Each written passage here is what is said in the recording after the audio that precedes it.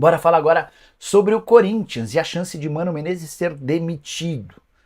Pressão é grande, os resultados não são bons. O time venceu na estreia o Guarani por 1-0 no jogo em que o Guarani deu muito mais chutes a gol do que o Timão na Neoquímica Arena. Depois vieram derrotas para o Ituano, um dos piores times do campeonato, e para o São Bernardo, que jogou por mais de 90 minutos com um jogador a menos.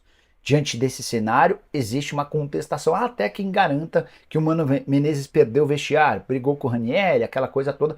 Essa informação não é tão verdadeira assim, até porque o vestiário do Corinthians está sendo formado. Ele é composto basicamente por jogadores muito jovens e alguns veteranos com quem o Mano tem boa relação, só para citar dois casos, o Cássio e o Fagner. Então, se existe pressão pela demissão do Mano, não é por conta de um vestiário ruim, e sim pela falta de resultados e principalmente porque o Mano não foi uma escolha do Augusto Melo. Você vai lembrar que no fim da gestão do Duílio, o então presidente do Corinthians acertou um contrato com o Mano Menezes até dezembro de 25. Pois bem, é aqui que vem uma informação importante.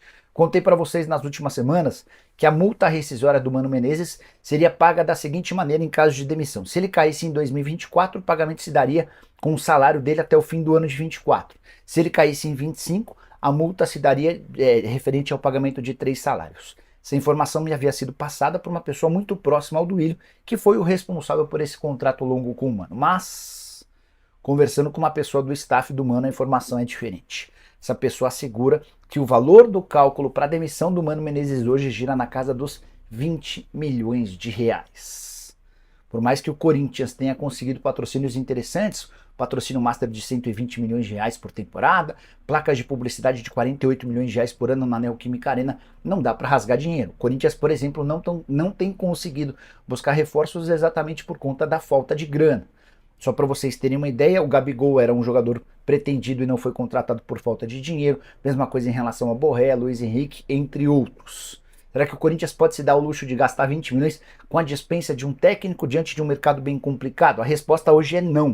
O Corinthians terá Mano Menezes no banco de reservas na partida dessa terça-feira contra o São Paulo. Nicola, mas e se o São Paulo vencer o Corinthians e quebrar o tabu de o Timão nunca ter perdido para o seu rival dentro de casa? Isso poderia abalar a situação do Mano? Certamente sim.